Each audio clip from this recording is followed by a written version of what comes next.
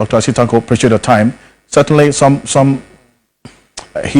we can heave a sign of relief with what's happened today, is it not? At least based on the Supreme Court's ruling today on these 4 constituencies.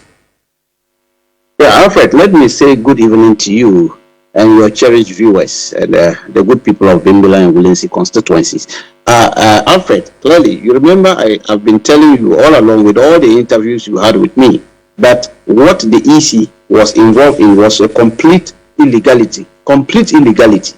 And I knew that this will come to pass because what happened at the High Court on the 20th of December was complete travesty of justice. I mean, it defied logic. The ruling by the High Court, the trial judge who sat on the matter completely. And you saw what happened. You saw how the Supreme Court tactically and magnanimously reprimanded him for what he did. It just didn't make sense. And if we had allowed it to glide, dangerous precedent was going to set in this country. And our democracy would have been in shambles. It would have been and our electoral system would have been in tatters. And so we as a political party, NDC, we are grateful to the Supreme Court for arresting this kind of illegality that the Electoral Commission that has constituted itself into some lawless institution of late just misbehaving and trying to get away with it. They did that in 2020 and got away. So they thought this time around the NDC is going to fold its arms and allow them to get away with that kind of illegality that they have been doing. After all, what is the matter? It's a simple issue. The issue is about collation of resource.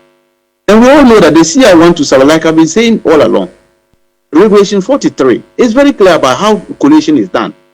Now, if the returning officer who is clothed with the power of declaring resource at the Constituency Collation Center for parliamentary election, when he satisfies himself that I've done the processes, I've gone through all the processes of collating the resource and declare the resource, he cannot come back and do another collation again and do another declaration. It's not done. We don't have it. In fact, we don't have any sincere of evidence of that nature. Even the examples they used to give of 2004, this was not the incident. We are talking of declarations. Now, if you look at all their examples they gave, none of them involved declarations. They were just like process of collation. Something happened, they couldn't finish the collation. They regroup in another place to do the collation and complete. Or they were counting and something happened, they couldn't finish the counting and managed to survey the boxes, run to the regional capital and do recounting or recollation and now declare. And our case now is about declarations. After that is our case. And then so when the trial judge refused to listen to us and admit us into that matter, we knew that there was a collision somewhere. Well, but you raised the question of bias today. Your lead counsel, Godwin Juta McClure, said that the court did not agree essentially with him on that particular question of bias. Alfred, I said they magnanimously agreed to it by asking that the gentleman should step aside. By asking him to step aside from the matter. It was a complete reprimand.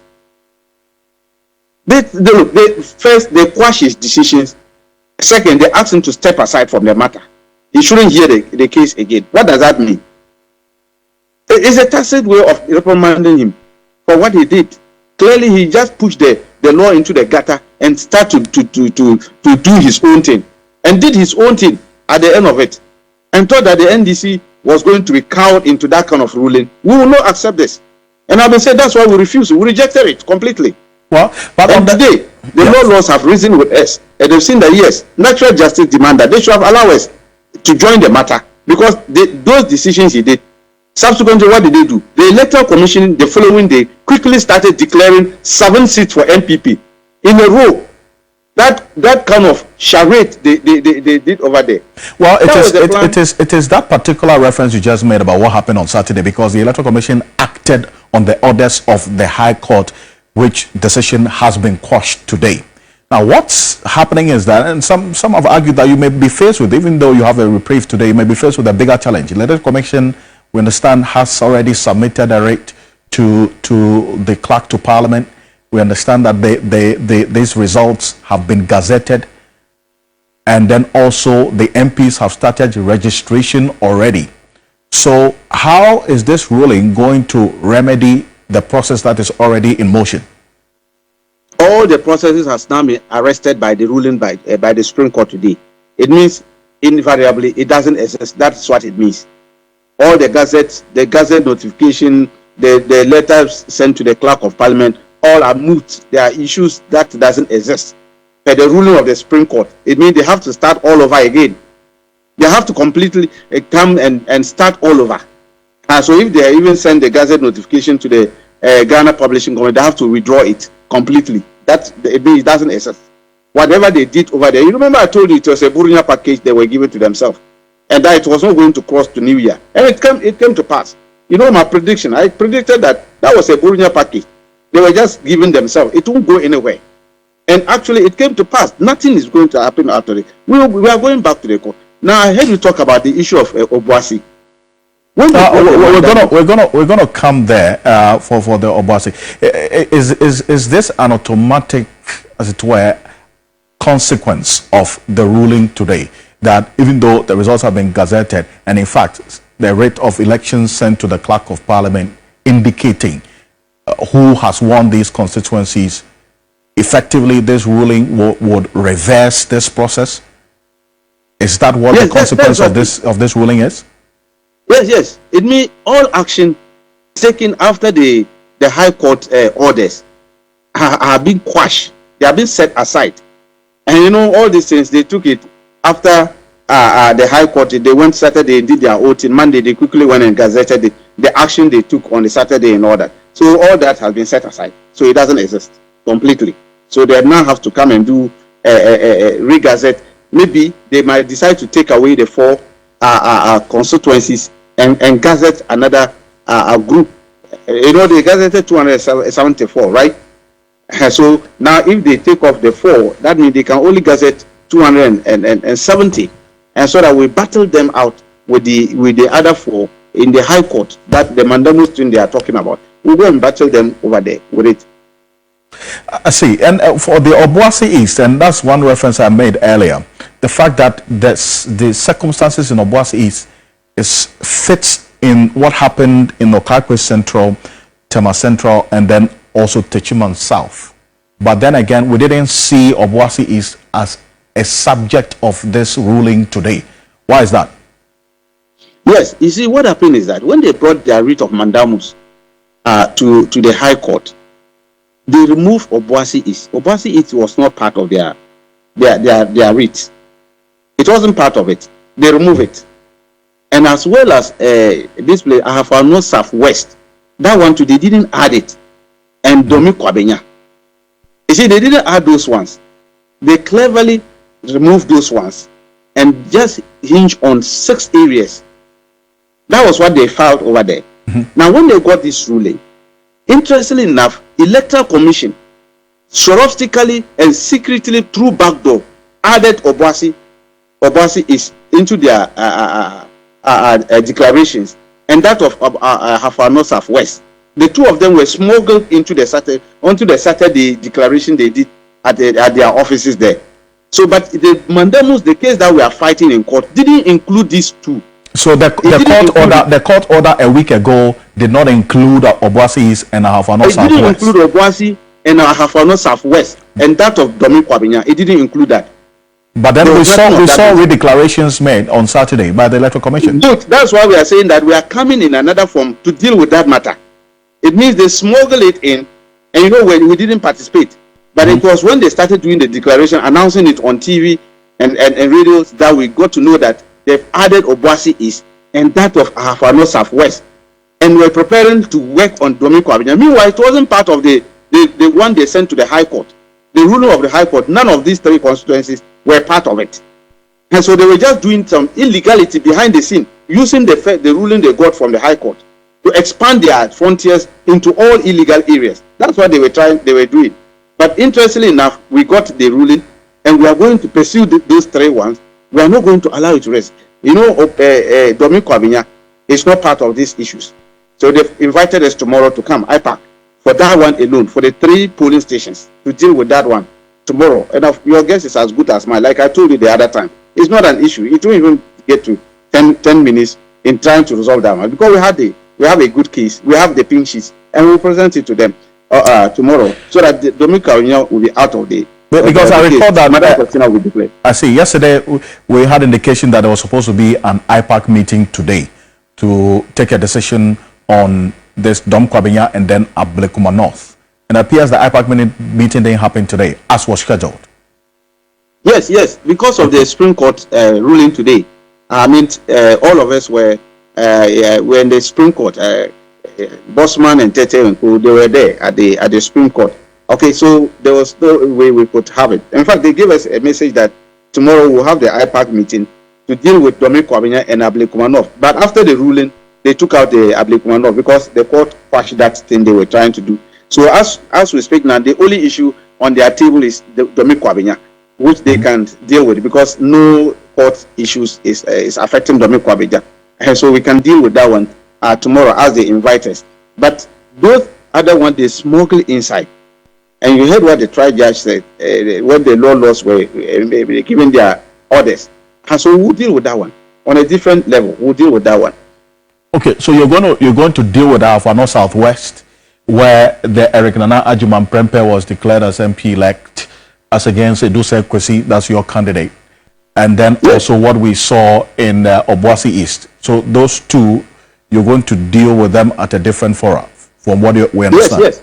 Yes, that's it. And when is that process going to start? When is that process going to start? Because already you're racing against time.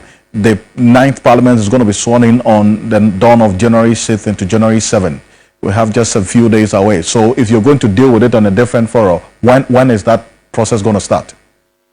Very soon. In fact, our lawyers, as we speak, they are in business. They are in conclave, trying to put the documentations together. You know, the court gave us 2 days to do the filing. Okay, so as we speak, they are in conclave. I've just forwarded some documents and information to them about the cases, and they are working on that. They are seriously working on it. I can assure you, within the 2 days, we are going to you see a semblance of it. And the issues that they asked us to go back to court on 31st, you see the argument we are going to put out there.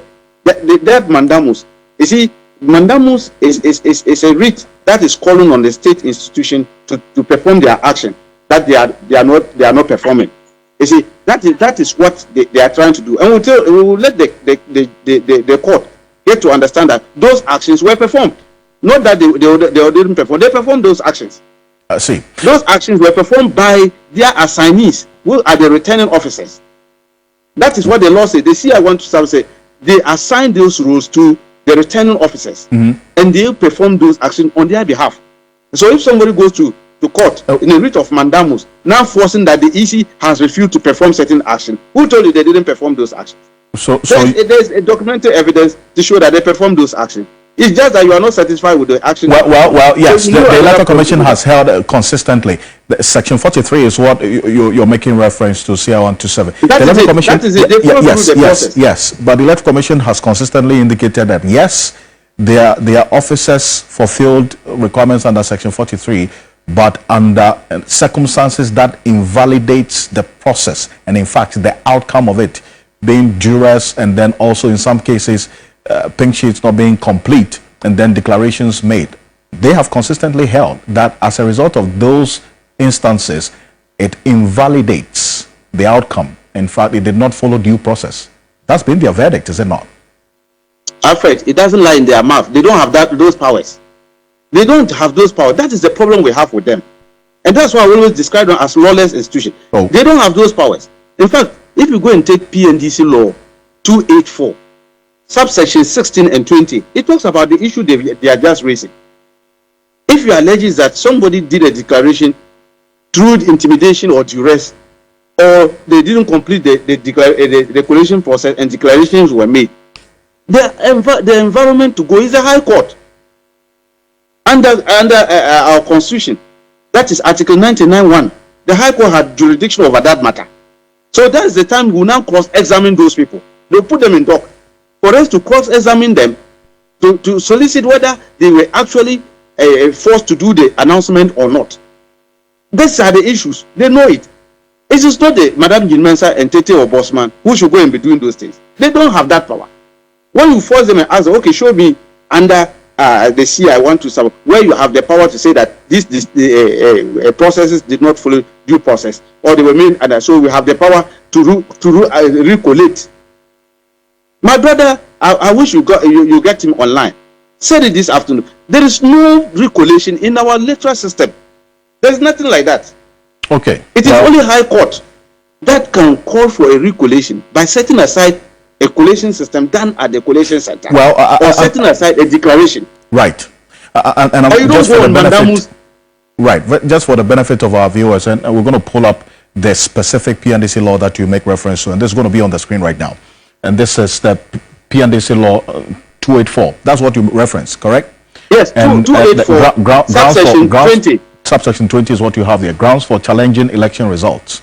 The election of a candidate shall be declared void on an election petition if the High Court is satisfied, A, that general bribery, general treating, general intimidation, or other misconduct or circumstances, whether similar to those specified in this law or not, have so extensively prevailed that they may be reasonably supposed to have affected the result of the election.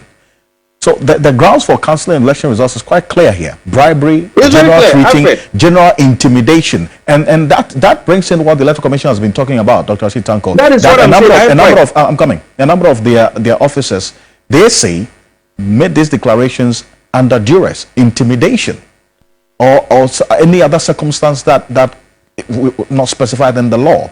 So you're saying, if that's the case, it's the High Court to determine that, and not the Electoral Commission, because the law is quite clear. Alfred, that is what I've been saying. You see, I'm vindicated. The law is there, and they know this. That's why I'm saying that they shouldn't constitute themselves into judges. That is not their this. It doesn't fall within their mandate. If I am aggrieved, I'll come by petition to a High Court and invoke this subsection you have just read to the general public, so that the High Court will look at it. They will assess it, the evidence before them. But you don't come on mandamus and you are forcing the Electoral Commission that you think that the process were not duly followed, and that they must go and do recollation for you because they have refused to collect. And who told you they did it? They have declared the results. The evidence are there. Now anyway, you only have this window. They should go there.